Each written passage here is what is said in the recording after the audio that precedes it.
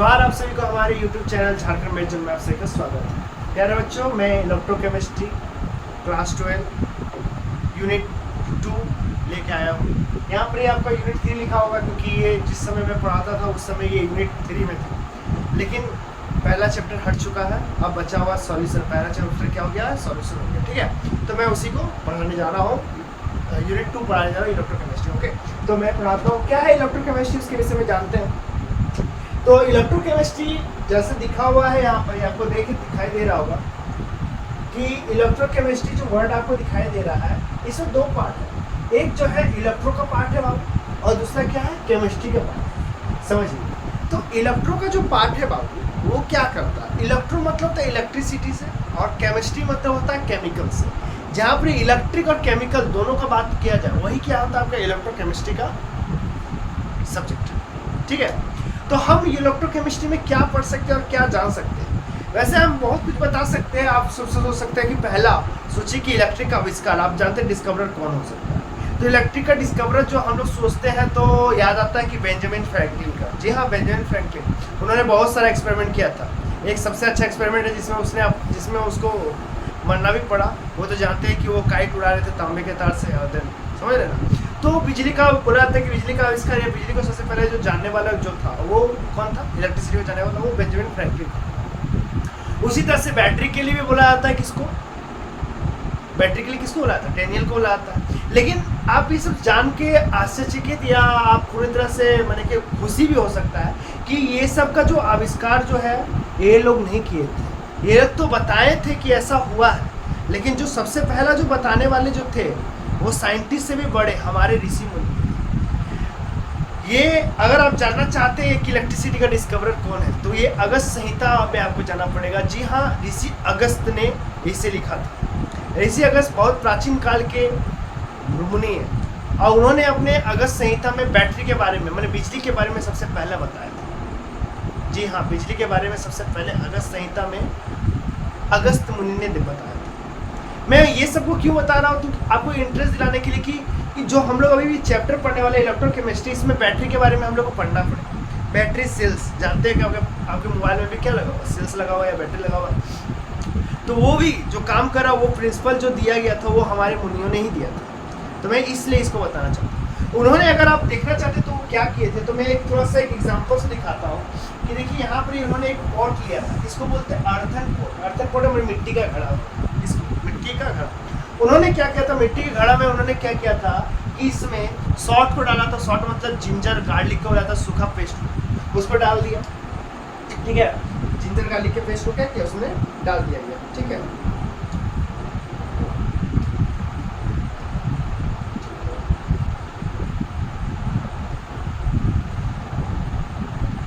तो ये था मेरा अर्थन पॉट, और उसमें मान के चलिए कि जिंजर गार्लिक का पेस्ट को उन्होंने डस्ट किया यहाँ से किसी स्प्रिंकल से। ठीक है ना, तो यहाँ पर जिंजर गार्लिक का एक पेस्ट का एक लेयर बन गया। ठीक है, अब उन्होंने क्या किया था कि तांबे का छड़, तांबे का पत्र या ताम्र पत्र यानी तांबे का इलेक्ट्रोड, मैंने एक लोहा को डीप किया था, तांबा का जो बना हुआ एक मोटा सा लोहा। ठीक है, तो उसको डाला था। ठीक है, और उसके जस्ट अपोजिट साइड में क्या कहते हैं, जिंक के प्लेट को उन्होंने डाला था। और क्या हुआ था कि इसी समय, अभी तक कुछ नहीं हुआ, फिर बोला गया कि इनमें बिजली पैदा करने के लिए हमें ऐसे चीज का उपयोग करना पड़ेगा जो कि मोर के जो गले जैसा नीला जैसा है, उसी का यूज करना पड़ेगा।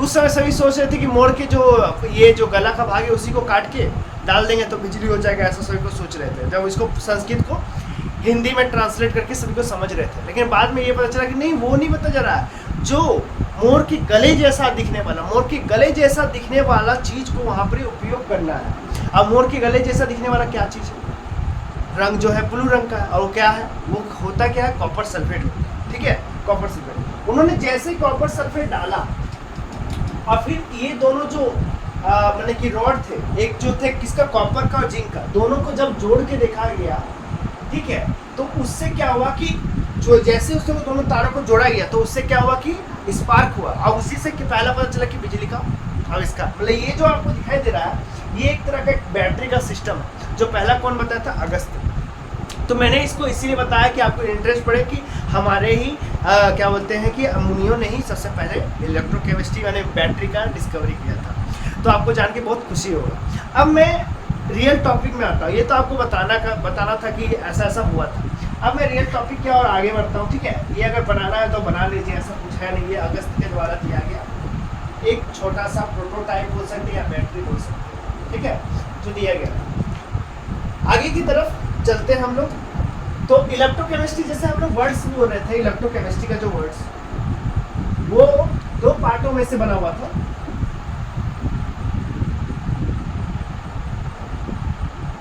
ठीक है,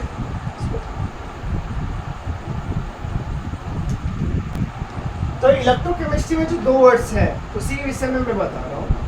तो इलेक्ट्रो ये क्या वर्ड हो गया, इलेक्ट्रिक से, और केमिस्ट्री केमिकल से है। जहाँ पर इलेक्ट्रिक के साथ केमिकल का जहाँ बात हो रही है उसी को क्या बोलते हैं, इलेक्ट्रोकेमिस्ट्री। देखिए मैंने डेफिनेशन लिखा है, उसे भी देखिए द ब्रांच ऑफ केमिस्ट्री, ठीक है, the branch of chemistry which deal with the study of relation between chemical reaction and electricity is known as electrochemistry। जहाँ पे देखिए यहाँ पे 2 वर्ड्स जो 2 वर्ड्स आपके लिए बहुत ज़्यादा इंपॉर्टेंट है। एक क्या, केमिकल रिएक्शन, और दूसरा क्या हुआ, इलेक्ट्रिसिटी। जहाँ पर ही आपका केमिकल रिएक्शन और इलेक्ट्रिसिटी का जहाँ पर बात किया जाए उसी को क्या बोलते हैं, आपको इलेक्ट्रोकेमिस्ट्री बोलते हैं। ओके, आगे की तरफ बढ़ते हैं। अब देखिए इलेक्ट्रोकेमिस्ट्री जो वर्ड्स है उसको 3 भागों में हमको जो पढ़ना है, हमारा बस 3 ही टॉपिक है। वो 3 ही टॉपिक में आपका इलेक्ट्रोकेमिस्ट्री चल रहा है। देखिए सबसे पहले आपको पढ़ना पड़ेगा क्या, इलेक्ट्रोलाइसिस। क्या है इलेक्ट्रोलाइसिस, मैं बताऊंगा क्या है, ठीक है। इसके बाद हम लोग को पढ़ना क्या है, इलेक्ट्रोकेमिकल सेल्स, और लास्ट में क्या पढ़ना है, कंडक्टेंस। ठीक है, क्या क्या पढ़ना है आपको, सबसे पहले इलेक्ट्रोलाइसिस, उसके बाद इलेक्ट्रोकेमिकल सेल्स, और लास्ट में कंडक्टेंस। बस यही 3 टॉपिक आपको पढ़ना है और आपको समझ में आ जाएगा। तो प्यारे बच्चों मैं आगे की तरफ बढ़ता हूँ। मैं अभी सबसे पहले आपको इलेक्ट्रोलाइसिस के बारे में पढ़ा, लेकिन उससे पहले जान लेते हैं कुछ बातें जो कि तीनों के बारे में, कि हमें क्या पता चलता है। इलेक्ट्रोलाइसिस क्या होता है, और जहाँ पे हम लोग इलेक्ट्रिकल एनर्जी देते हैं और उसको किसी केमिकल एनर्जी के रूप में स्टोर करके रखते हैं, उसी को क्या बोलते हैं, इलेक्ट्रोलाइसिस बोलते हैं। ठीक है, उसी तरह इलेक्ट्रोकेमिकल सेल क्या होता है, जहाँ पे केमिकल एनर्जी को किसमें चेंज किया जाता है, इलेक्ट्रिकल एनर्जी। तो आप देखते हैं कि जो इन्वर्टर है, इन्वर्टर में क्या होता है, सल्फ्यूरिक एसिड होता है। इन्वर्टर के जो बैटरी होते हैं उसमें क्या होता है, सल्फ्यूरिक एसिड होता है। वो क्या है, केमिकल में, और केमिकल के रूप में चार्ज को स्टोर करके रखा हुआ है। तो केमिकल को इलेक्ट्रिकल एनर्जी में जो चेंज करता है उसी को क्या बोलते हैं, इलेक्ट्रोकेमिकल सेल्स। लास्ट में देखिएगा कंडक्टेंस। क्या है कंडक्टेंस, कंडक्टेंस में हम लोग को कंडक्टिविटी पढ़ना है कि किसका सूचालकता, यही सब के बारे में ज़्यादातर पढ़ना है, और कॉलरेज लॉ के बारे में पढ़ना है। ठीक है, तो धीरे धीरे आपको सब पता चलेगा। अब हम लोग क्या करते हैं कि इलेक्ट्रोलाइसिस की ओर जाते हैं। कहाँ जाते हैं, इलेक्ट्रोलाइसिस की तरफ जाते हैं।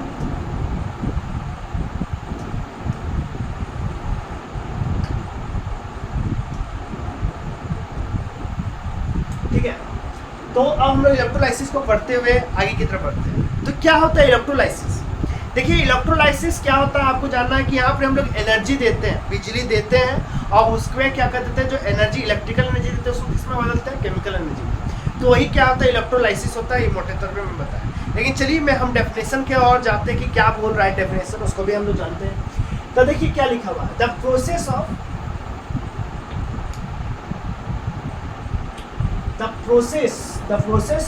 Dissociation of a compound into in its constituent element. ठीक है, process of dissociation of compound into in its constituent element by passing electricity through the its aqueous solution known as electrolysis. बोल रहा है कि कोई भी आपके पास कंपाउंड हो, और कंपाउंड में क्या क्या 2 तार को जोड़ दिया और बैटरी से जोड़ दिया, तो उससे क्या होगा कि जो कंपाउंड है वो अपने जो कंस्टिट्यूएंट जिससे बने हुए हैं उसमें टूट जाए, अपने कंस्टिट्यूएंट एलिमेंट में जिसमें टूट जाए, उसी को हम लोग क्या करते हैं, इलेक्ट्रोलाइसिस करते हैं। एग्जाम्पल भी दिया गया, जैसे कि एग्जाम्पल में देखिए NaCl दिया गया है। NaCl को हम लोगों ने क्या किया, इलेक्ट्रिक करंट दिया, और वो Na+12Cl2 में टूट गया। ठीक है, ये जो हो रहा है किसके हेल्प से हो रहा है, करंट के हेल्प से हो रहा है। मतलब हमने इसमें क्या दे रहे हैं, एनर्जी दे रहे हैं, जो खुद ब खुद नहीं हो रहा, सेल्फ जनरेटेड नहीं है, उसमें हमको क्या देना पड़ रहा है, कुछ एनर्जी पुट करना पड़ा, तब जाके वो स्टार्ट हो रहा है। जब ऐसे चीजें होते हैं, वैसे रिएक्शनों के कुछ एक टर्म दिया गया है, वैसे टर्म को क्या बोलते हैं कि जो उसमें कुछ एनर्जी लगता है तब जाके काम होता है, तो उसमें क्या होता है कि हम एनर्जी दे रहे तब जाके हो रहा था। ऐसे रिएक्शनों को स्पॉन्टेनियस रिएक्शन नहीं बोलते या नॉन स्पॉन्टेनियस रिएक्शन नहीं बोलते। ये क्या बोलते हैं, इसको जानने के लिए आप थोड़ा सा मेरे साथ थोड़ा सा आप समय दीजिए। देखिए आपके पास दो चीजें वर्ड्स आएगी अभी, स्पॉन्टेनियस और नॉन स्पॉन्टेनियस। ठीक है, ठीक है।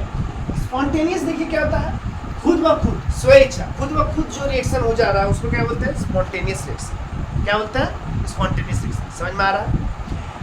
अब देखिए नॉन स्पॉन्टेनियस रिएक्शन, जी हाँ, नाम से पता चला नॉन स्पॉन्टेनियस यानी कि खुद से जो ना होने वाला रिएक्शन, उसको क्या बोलते हैं, नॉन स्पॉन्टेनियस रिएक्शन।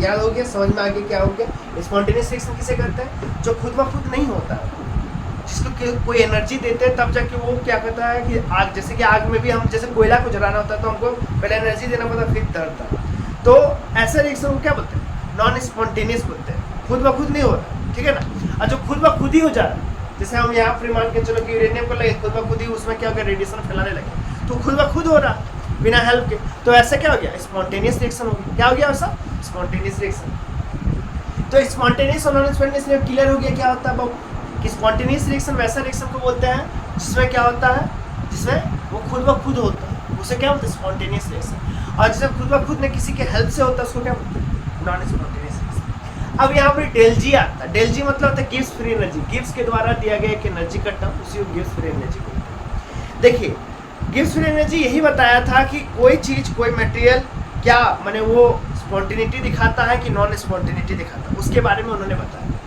उन्होंने यही बताया था कि स्पॉन्टेनियस होगा तो डेल जी जो कब वैल्यू जो क्या होगा वो बताया था, और डेल जी पॉजिटिव कब होगा, डेल जी नेगेटिव कब होगा वो बताया था। तो उन्होंने क्या क्या बताया था उसके बारे में बताते हैं कि जब डेल जी पॉजिटिव होगा तो वैसा रिएक्शन को हम लोग क्या बोलते हैं, नॉन स्पॉन्टेनियस। याद रखिएगा, ये डेल जी गिव्स फ्री एनर्जी में उन्होंने टर्म दिया था कि जब डेल जी पॉजिटिव होगा तो वैसा रिएक्शन को हम लोग क्या कहेंगे, क्या कहेंगे, वैसा रिएक्शन को हम लोग क्या बोलेंगे, नॉन स्पॉन्टेनियस रिएक्शन। क्या बोलेंगे, नॉन स्पॉन्टेनियस रिएक्शन। जब डेल जी क्या होगा, पॉजिटिव होगा तो नॉन स्पॉन्टेनियस, और डेल जी नेगेटिव होगा तब हम लोग क्या बोलेंगे, स्पॉन्टेनियस रिएक्शन।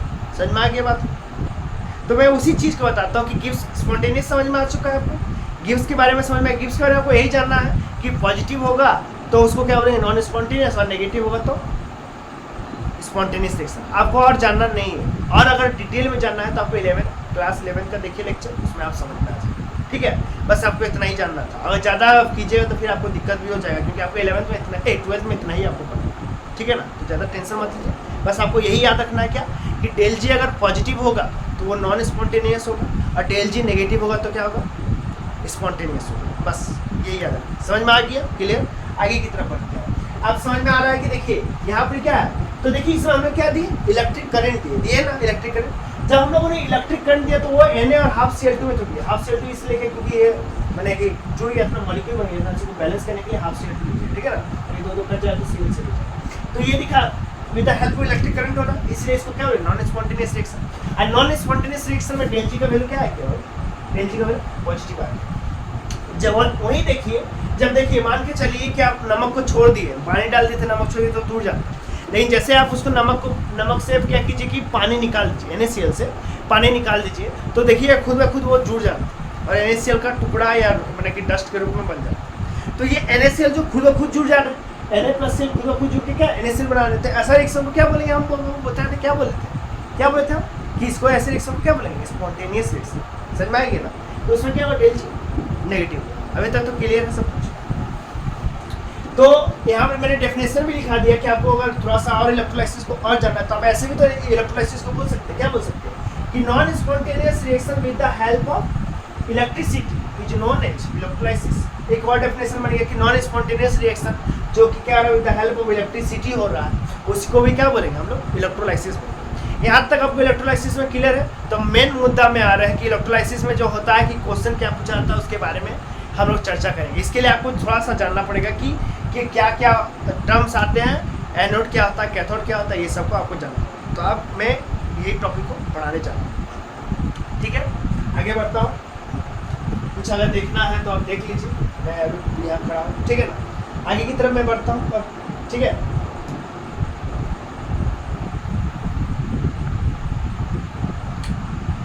देखिए बाबू, यहाँ पर NaCl रेखों से Na+Cl लिखा है, लेकिन मैं मुझे ये बताना कि आप देख लीजिए थोड़ा सा कि एक जो होता है यहाँ पर, एक जो वर्ड्स होता है कैथोड होता है, दूसरा क्या होता है एनोड्स होता है। ये वर्ड्स आए, ठीक है ना।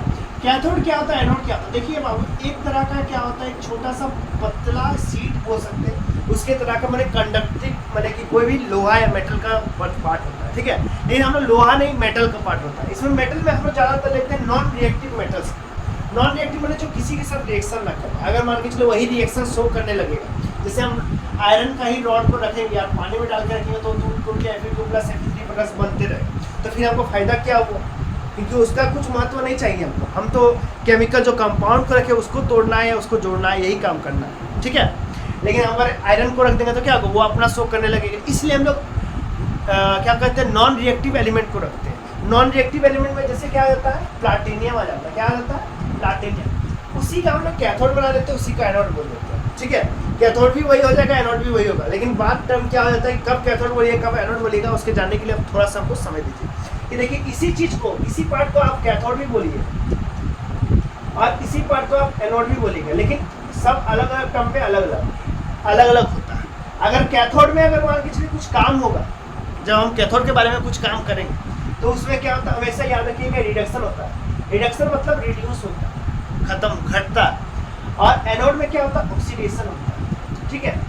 अब देखिए, कब ऑक्सीडेशन कब रिडक्शन होता है, तो आप पढ़े थे ऑक्सीडेशन के बारे में जब आप 10th में थे, तो ऑक्सीजन का जुड़ना उसी को ऑक्सीडेशन बोलते थे, और ऑक्सीजन का घटना क्या बोलते थे, रिडक्शन बोलते थे। लेकिन यहाँ पर क्या होता है, यहाँ पर क्या हो जाता है, यहाँ पर ही उसके ऊपर में जो चार्ज होता है उसको देखना पड़ता है। अगर चार्ज घट गया तो रिडक्शन हो जाता है, चार्ज बढ़ गया तो ऑक्सीडेशन हो गया। जैसे एग्जाम्पल फॉर में देते हैं कि जैसे KMnO4 जो होता है ना, वो अगर एसिडिक मीडियम में रखिएगा तो एसिडिक मीडियम में रखिएगा तो वो टूट जाता है Mn2+ का, ठीक है। तो ये देखिए, यहाँ पर जो देखिएगा, ये इसका तो 8 होता है और इसका +1 होता है, तो ये वाला चीज़ इसका कितना हो गया, +7 हो गया। तो देखिए, +7 से क्या हो रहा है, +7 से +2 हो रहा है। तो +7 से जो +2 हो रहा है, ये क्या हो रहा है, रिडक्शन हो रहा है। और रिडक्शन कहाँ पर होगा, रिडक्शन होने के लिए आपके पास क्या है, कैथोड है। क्या है, कैथोड है, ठीक है। और वही एनोड में क्या होगा, एनोड में क्या होगा, ऑक्सीडेशन होगा। इसलिए जस्ट अगर हम उल्टा करके देखते हैं, या मान के चलिए कुछ दूसरा एग्जांपल लेते हैं, जिसमें क्या हो जाता है कि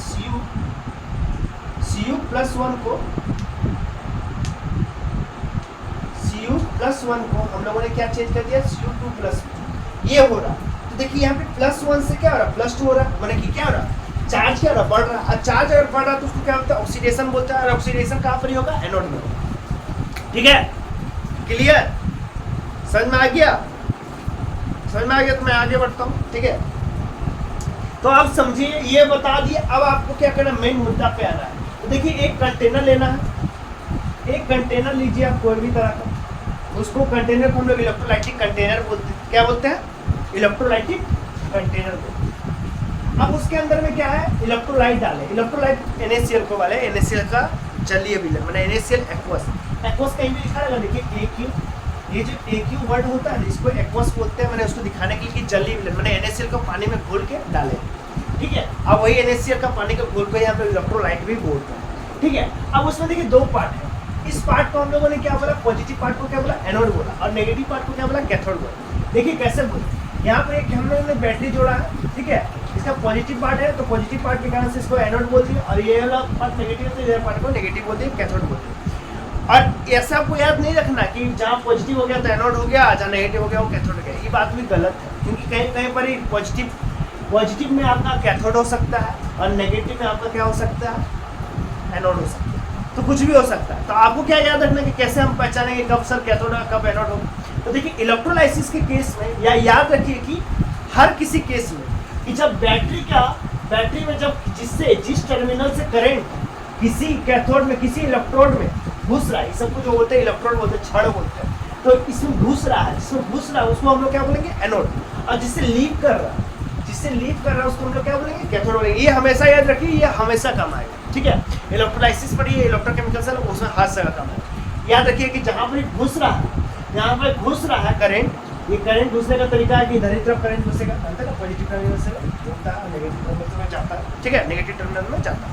तो पॉजिटिव में घुसेगा और नेगेटिव से निकलेगा। तो ये क्या करेगा, एनोड वाला टर्मिनल माने जहाँ से अंदर आ रहा करंट क्या आ रहा, अंदर आ रहा, उस पार्ट को हम लोग क्या बोलेंगे, उस पार्ट को हम लोग क्या बोलेंगे, एनोड बोलेंगे। और जहाँ से लीव कर रहा है उसको क्या बोलेंगे, कैथोड बोलेंगे। क्लियर? तो आपको एनोड और कैथोड में समझ आ गया। अब देखिए NaCl जब टूटेगा तो वो 2 पार्ट में टूटेगा, Na+ और Cl-। यहाँ पे देखिए Na+ और Cl-। आज जानते हैं कि पॉजिटिव को किससे लव होता है, नेगेटिव से, और नेगेटिव को किससे लव होता है, पॉजिटिव से। इसलिए Na+ वाला पार्ट किसके पास चला है, नेगेटिव के पास, और Cl- वाला पार्ट किससे चल रहा है, पॉजिटिव के पास। क्लियर हो गया आपको? ठीक है, तो उसी चीज को देखिए हमने वो लिखा कि NaCl एक्वस वो Na+ में टूटेगा और Cl- में टूटेगा। ठीक है, तो देखिएगा कि एट कैथोड में क्या होगा, कैथोड में क्या होगा, हम बताए थे रिडक्शन होगा। अच्छा याद रखिएगा, रिडक्शन सिर्फ मेटल का ही होता है। क्या याद रखिएगा, रिडक्शन सिर्फ मेटल का ही होता है, क्योंकि हम अब एक नोट्स में लिखाएंगे जिसमें आपको बहुत फायदा करेगा कि कब रिडक्शन कराना है, कब ऑक्सीडेशन कराना है, ये सब बारे में आपको पता चलता है। ठीक है ना, क्वेश्चन बनाने में बहुत आसानी होगा।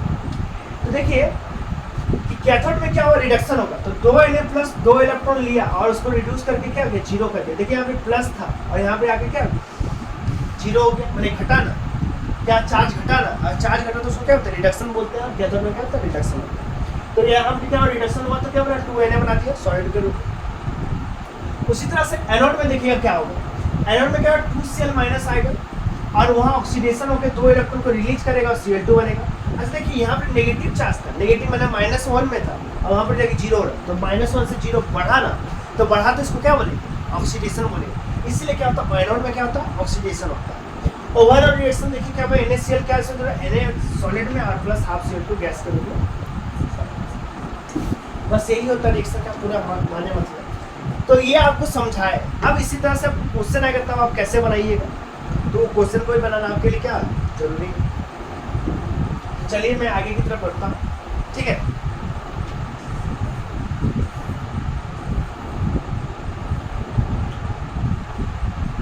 देखिए यहाँ पे मैंने कुछ वर्ड्स को लिखाया है जो कि आपको जरूरत पड़ेगा कि हम बताए थे कि जहाँ से करंट अंदर घुसता है उसको क्या बोलेंगे, और करंट जब निकलता है कहीं से तो उसको क्या बोलेंगे। उसको आपको याद करने के लिए मैंने, क्योंकि ये एग्जाम में आएगा तो आपको लिखना भी पड़ेगा, तो मैंने उसको लिख के भी रखा है। आपको बस इतना ही लिखना पड़ेगा, आपको नंबर आराम से मिलेगा। ठीक है, तो क्या है कि पहला में क्या लिखा है, एन इलेक्ट्रोड, क्या लिखा हुआ है, N electrode through which an electric current enter in solution होता है। इलेक्ट्रिक करंट जहाँ से एंटर करता है सॉल्यूशन, उसको क्या बोलते हैं, एनोड बोलते हैं। क्या बोलते हैं, एनोड बोलते हैं। लिखा हुआ है, समझ में आ गया। एन इलेक्ट्रोड, और दूसरा में क्या लिखा हुआ है, एन इलेक्ट्रोड थ्रू विच क्या electric current leaves the solution, क्या कर देता है, लीव्स मैंने उससे चल जाता है, दूर जाता है, तो उसको क्या बोलते हैं हम लोग, उस पार्ट को क्या बोलते हैं, कैथोड बोलते हैं। ठीक है, याद हो गया होगा, याद रखिएगा। तीसरा पॉइंट में लिख रहा है कि ड्यूरिंग इलेक्ट्रोलाइसिस, यानी कि इलेक्ट्रोलाइसिस के समय, during electrolysis the substances are deposited on their respective electrode. होता है कि डिपॉजिटेड होता है कहाँ पर, अपने रिस्पेक्टिव इलेक्ट्रोड, जिसको पॉजिटिव को किस कौन इलेक्ट्रोड में जाना, नेगेटिव इलेक्ट्रोड में जाना, और नेगेटिव को किधर के इलेक्ट्रोड में जाना है, पॉजिटिव इलेक्ट्रोड में जाना। ठीक है ना, जो एलिमेंट्स है वो सब। ठीक है ना, तो बाय द प्रोसेस ऑफ, आप कैसे जाता है याद कीजिए, by the process of oxidation and reduction. अगर ऑक्सीडेशन होगा तो कहाँ पर, एनोड में होगा, और रिडक्शन होना होगा तो कैथोड में होगा। ठीक है, यही तीसरा पॉइंट है। आगे की तरफ जाते हैं, चौथा पॉइंट में देखते हैं। तो ऑक्सीडेशन बोल रहा है कि अकर एट एनोड, वही ऑक्सीडेशन कहाँ होता है, एनोड में होता है, और and reduction occur at the cathode, यही बताएगा। ठीक है ना, रिडक्शन कहाँ पे होता है, कैथोड में। समझ में आ चुका होगा, तो बस ये था आपका डेफिनेशन का पार्ट। मैं आगे की तरफ बढ़ता हूँ।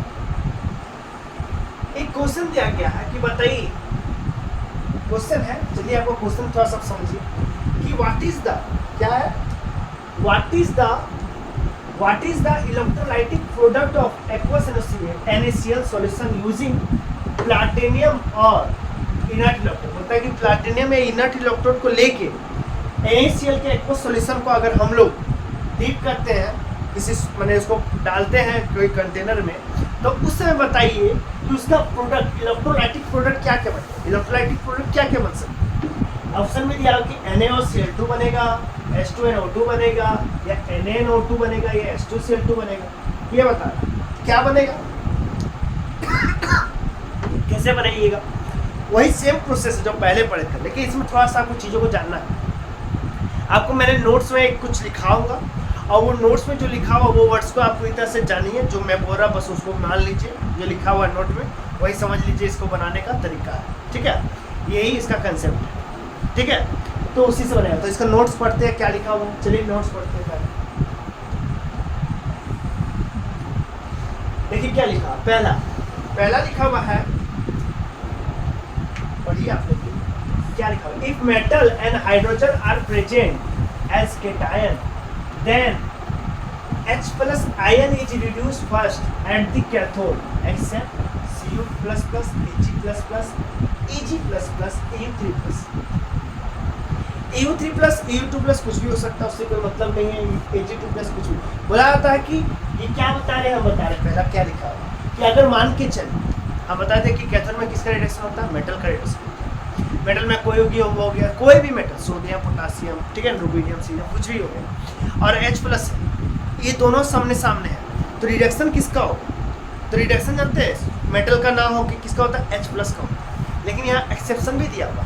एक्सेप्शन क्या दिया हुआ कि नहीं, ये सब ग्रुप को H प्लस का भी नहीं होता। अगर ये आ जाए, ये ग्रुप आ जाए, तो ये क्या बोलते हैं, अगर ये सब ग्रुप आ जाए, कॉपर, जैसे एक और copper plus, Ag plus, Hg plus, Ag plus, या U3 प्लस, ये सब आ जाए, तो पहले रिडक्शन किसका हो जाएगा, ये लोग का हो जाएगा, ना कि H प्लस का।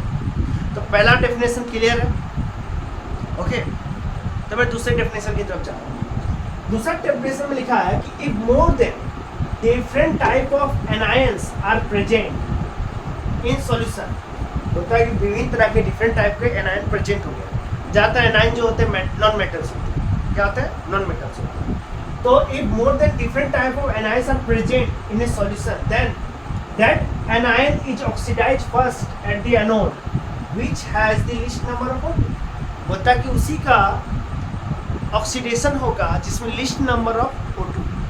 जैसे मान के चलिए एग्जांपल में देते हैं, जैसे एग्जांपल में देते हैं कि OH माइनस है और आपके पास SO4 माइनस है, तो एनोड में किसका ऑक्सीडेशन होगा, एनोड में किसका ऑक्सीडेशन होगा, OH माइनस की SO4 माइनस की। जिसमें ऑक्सीजन का मात्रा कम है उसी का क्या होगा, ऑक्सीडेशन होगा। ठीक है ना, जिसमें OH का मात्रा कम है उसी, जिसमें O का मात्रा मैंने ऑक्सीजन का मात्रा कम है उसी का क्या होगा, ऑक्सीडेशन होगा। यही दूसरा डेफिनेशन में लिखा हुआ। ठीक है, आगे की तरफ बढ़ते हैं।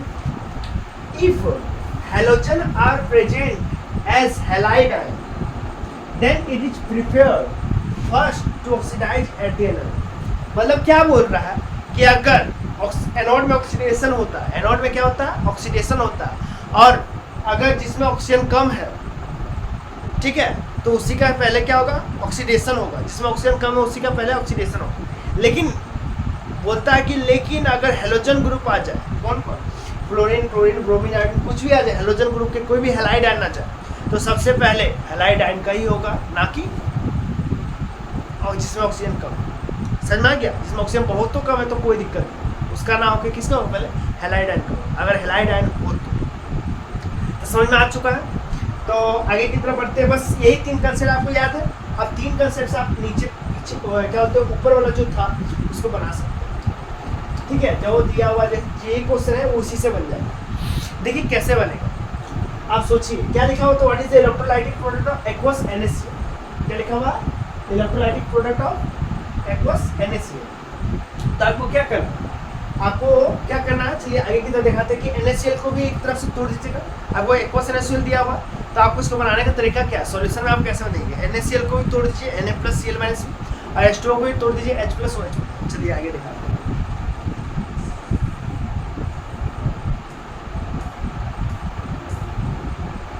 जैसे देखिए सॉल्यूशन में हमने क्या किया कि एक बीकर बनाया, उसमें NaCl को और H2 दोनों को तोड़ दिया, प्लैटिनम का इलेक्ट्रोड बनाया, कैथोड एनोड। ठीक है, अब क्या कि NaCl एक्वस को तोड़ दिया Na प्लस में,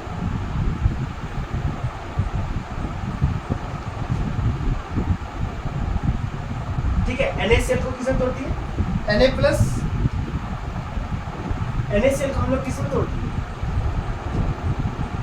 NaCl को जो हम लोग तोड़े Na प्लस में और Cl माइनस में। ठीक है, उसी तरह H2 को तोड़ दिया भाई H प्लस और OH माइनस, इलेक्ट्रोलाइसिस कर रहे भाई, एनर्जी दे रहे बैटरी डाल रहे तो दोनों टूट गया, NaCl भी टूट जाता है, Na प्लस Cl माइनस और H2 भी टूट गया H प्लस O2। समझ में आ गया? अब बताइए हम डेफिनेशन क्या बताए थे, एनोड में अगर हमको मान के चलिए कैथोड पे रिडक्शन कर रहे हैं तो रिडक्शन कराने के लिए हम बताए थे क्या देखना है, मेटल को देखना है या H प्लस को देखना है। अगर मेटल रहे कॉपर Ag या Ag प्लस ये सब रहे तो पहले इसका हो जाएगा ना कि H प्लस का हो। लेकिन अगर कोई भी अलग मेटल हो जैसे कि यहाँ पे सोडियम है ये मेटल सब रहे या पोटासियम रहे तो सबसे पहले इसका ना होकर क्या होगा H प्लस का रिडक्शन होगा। इसलिए देखिए H प्लस का क्या हो रहा है यहाँ पर रिडक्शन हो रहा है। दूसरा हम यहाँ पर बताए थे बस ये जानिए कि हो रहा है। और यहाँ पे Cl माइनस और OH माइनस देखिए इसमें ऑक्सीजन कम है तो ऑक्सीडेशन क्या होना चाहिए था, या तो इसका होना चाहिए था इसका होना चाहिए, लेकिन Cl माइनस है हैलाइड आयन आ गया तो पहले किसका होगा ऑक्सीडेशन Cl माइनस। ठीक है चलिए कैथोड का देखते क्या हुआ कि कैथोड में कौन आया 2H प्लस आया, इसको हम लोग बैलेंस करने के लिए लिख रहे हैं 2H प्लस आया तो क्या हुआ 2 इलेक्ट्रॉन के साथ क्या बन गया H2। 2H प्लस इसलिए लिखा क्योंकि H2 मॉलिक्यूल के रूप में रहता है, अकेले तो नहीं रह सकता, इसलिए 2H प्लस लिए 2 इलेक्ट्रॉन दिया तो क्या होगा H2 का। उसी तरह से 2Cl लिया गया एनोड में तो क्या हुआ 2 इलेक्ट्रॉन और Cl2 बना। यहाँ पर भी देखिए क्या हो रहा है -1 से क्या हो रहा है 0 हो रहा है, मैंने ऑक्सीडेशन हो रहा है, और यहाँ पे प्लस से किसमें जा रहा है 0 में जा रहा है, यहाँ पे क्या रिडक्शन हो रहा है, रिडक्शन हो रहा है कैथोड में और एनोड में क्या ऑक्सीडेशन हो रहा है क्योंकि -1 से 0 जाता है तो एक बढ़ा ही ना चाहता। ठीक है तो 2 इलेक्ट्रॉन को रिलीज किया तो ये जो हो गया बन गया। तो अच्छा होता है इलेक्ट्रोलाइटिक प्रोडक्ट क्या क्या आपका इलेक्ट्रोलाइटिक प्रोडक्ट H2 और Cl2 तो जो ऊपर में क्वेश्चन दिया गया था अगर रुकिएगा थोड़ा ये तो बताते हैं कि ऊपर में जो क्वेश्चन था उसका आंसर क्या होना चाहिए, उसका क्या होना चाहिए था electrolytic product of aqueous NaCl क्या होगा एक्वस NaCl का क्या होगा, इसका आंसर क्या होना चाहिए H2L। इसका एग्जांपल आंसर क्या होना चाहिए था H2L Cl2 होना चाहिए क्योंकि अभी हमने दिखाया। तो मैं आगे की तरफ बढ़ता हूँ, समझ में आ चुका होगा इसका क्वेश्चन कैसे बनाना। तो यहाँ पे देखिए इलेक्ट्रोलाइटिक प्रोडक्ट क्या आ गया इसका, तो इसका इलेक्ट्रोलाइटिक प्रोडक्ट क्या गया H2 और Cl2 आ गया। अच्छा ये तो बन गया इलेक्ट्रोलाइटिक प्रोडक्ट H2 और Cl2 में, समझ में आ गया क्या होगा कि H2 को कौन ले लिया भाई H2 को ले लिया आपका कैथोड, ठीक है, और Cl2 को कौन ले लिया आपका एनोड, दोनों को ले लिया अपना अपना कैथोड कंज्यूम कर लिया गया। ठीक है कोई दिक्कत कंज्यूम कर लिया तो बचा हुआ सॉल्यूशन के अंदर में क्या ये तो अपने इलेक्ट्रोड को हटा दीजिए तो सॉल्यूशन के अंदर तो और कुछ बचा हुआ होगा जी। तो बचा हुआ क्या क्या Na प्लस बचा हुआ, ठीक है Na प्लस बचा हुआ और दूसरा क्या बना OH माइनस बना। अच्छा बताइए जब Na प्लस OH माइनस बचा हुआ है तो ये लोग संगम तो करेगी ना, तो संगम करके क्या बनाएगी सोडियम हाइड्रोक्साइड। तो सोडियम हाइड्रोक्साइड जब संगम करके यहाँ पर रहेगा तो रिमेनिंग प्रोडक्ट सोडियम हाइड्रोक्साइड है। तो रिमेनिंग प्रोडक्ट क्या है आपका, क्या है आपका सोडियम, रिमेनिंग सॉल्यूशन क्या है NOH। जब NOH रहेगा, जब NOH रहेगा तो pH जो जानते हैं क्या हो जाएगा, NOH जानते हैं बेसिक होता है, NOH क्या होता है बेसिक होता है, तो pH क्या होगा ग्रेटर देन 7 होगा। ठीक है आपको ये क्वेश्चन समझ में आ चुका है तो मैं आगे की तरफ बढ़ता हूँ। ठीक है कोई दिक्कत, दूसरा क्वेश्चन को बनाने का कोशिश कीजिएगा आप क्या। देखिए हमें नेक्स्ट क्वेश्चन को दिखा रहा हूँ, उसका मैं आंसर नीचे की तरफ लिखा हुआ इसलिए मैं अभी नहीं कर रहा। तो what is the electrolytic product of aqueous CSO4 solution using titanium और निराइड।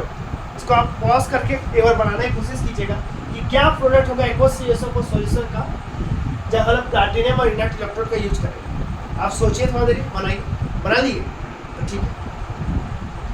तो ठीक है मैं आगे की तरफ अगर बन गया होगा आपसे तो ठीक है, नहीं तो देखिए कैसे बनाएंगे। एक तो सोच लीजिए कि क्या होगा, मान लीजिए उसी तरह से तोड़िए आप क्या तोड़िए कॉर्न को तोड़िए तो दो पार्ट में सोचिए तोड़ने का, ठीक है कि वो टूटेगा तो दो पार्ट में टूटेगा। एक तो टूटेगा CSO4 का जो दो पार्ट में क्या होगा एक C++ में टूटेगा और दूसरा क्या होगा SO4 को माइनस में, और एक तरफ क्या होगा H2O टूटेगा तो H+ में और OH माइनस में। थोड़ा सोचिए तो बस इतना ही सोचना है कि क्या कहाँ जाए।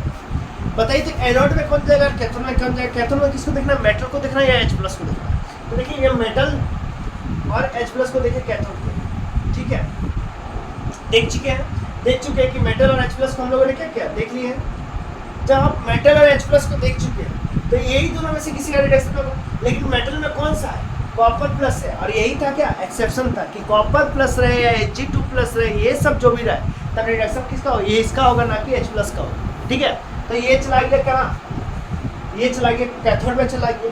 अब बचा एनोड में। एनोड में क्या होता है जिसमें ऑक्सीजन का मात्रा कम है, बताइए तो इसमें ऑक्सीजन की मात्रा कम है, इसमें, तो ये चला जाएगा कहाँ पर, एनोड में। अच्छा रिमेनिंग सॉल्यूशन में क्या बचेगा, रिमेनिंग सॉल्यूशन में H+ बचा है, SO4 2 वाला। ये लोग कैसे भी करके जुगाड़ करके ये लोग क्या बना देगा, ये लोग जुगाड़ लगाएगा और क्या बना देगा H2SO4।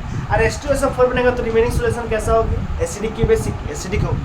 अब pH <7। बस आपका क्वेश्चन बन गया। और यही सब मैं आपका क्वेश्चन पूछता है, नंबर दे देता है 4 बोर्ड में, एग्जाम नीट में, या हो सकता है जेई, ठीक है ना। तो ये सब क्वेश्चन ही पूछता है, ज़्यादा आपसे हार्ड नहीं पूछे जाता, बस आपसे चेक करता है कि आपको कंसेप्ट पता है कि, ठीक है। तो बस यही वाला है। आगे की तरफ देखते हैं, ये अगर ये भी क्वेश्चन बन चुका है तो हम लोग आगे की तरफ बनाएंगे, लेकिन इसको और अच्छे से बनाते हैं। चलिए इसी को बना लेते हैं, दिखाते हैं आपको कि कैसे करके मैंने बनाया, जरूरत है, ठीक है। क्या कीजिए आप इसको देखिए, मैंने लिखा है यहाँ पे, ये देखिए CuSO4 को टूटेगा तो वो किसका टूटेगा, Cu++ में, और SO4 2- में, और H2 को तोड़ेगा तो H+ और OH- में। और बताए थे कि कौन जाएगा कैथोड में, Cu++ जाएगा। इसलिए देखिए कैथोड का आएगा, कैथोड में देखिए Cu++ 2 इलेक्ट्रॉन में क्या है ना, Cu सॉलिड में, ये कैथोड का काम हो गया। अब आ रहा है एनोड के बारे। एनोड में कौन जाएगा, इसमें ऑक्सीजन कम है, ये तो गया, लेकिन जानते हैं प्रोडक्ट क्या क्या बनेगा, उसको चलिए देखते थोड़ा ध्यान से। OH- जाएगा तो क्या होगा, ऐसा इसको थोड़ा सा याद भी रखिएगा और समझिएगा। ये देखिए यहाँ 2OH- है, तो उन्होंने 2 इलेक्ट्रॉन को क्या क्या त्याग किया और यहाँ पे 2OH बना।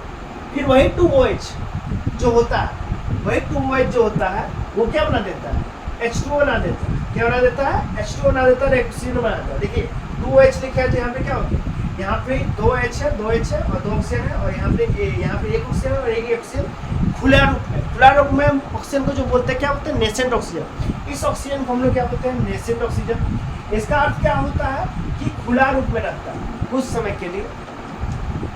जानते हैं कि खुला रह नहीं सकता है, अकेले रहना इसका संभव नहीं, ये लोग मॉलिक्यूल बना के रखता है, अकेले इसका नहीं रह सकता, इसको किसी के साथ कोलैप्स होना से, किसी के साथ रहना होगा तभी इसको गुजारा होगा, तो इसलिए ये अकेला नहीं रहता है। तो क्या होता है, तो ये क्या होता है, मिलने का कोशिश करता है किसी के साथ। तो देखिए भैया ऑक्सीजन के साथ ही मिलेगा, ये अपने साथ ही मिलेगा, फिर दूसरे के साथ थोड़ी ना मिलेगा ये, ठीक है। ये नेसेंट ऑक्सीजन दूसरे नेसेंट ऑक्सीजन के साथ मिला के क्या बना देता है, O2 बना देता है। क्या बना देता है, O2 बना देता है। अब इसी चीज को ओवरऑल लिखने के लिए हम लोग क्या कर देते हैं, ओवरऑल लिखने के लिए क्या कर देते हैं कि यहाँ पर ये तो टोटल हो गया कि इस तरह का रिएक्शन हो गया, लेकिन अगर इसी को ओवरऑल लिखना पड़ता है तो हम लोग यहाँ पे 4OH- देते हैं, इसी को बैलेंस करने के लिए 4OH- देते हैं, यहाँ पे 4 इलेक्ट्रॉन देते हैं।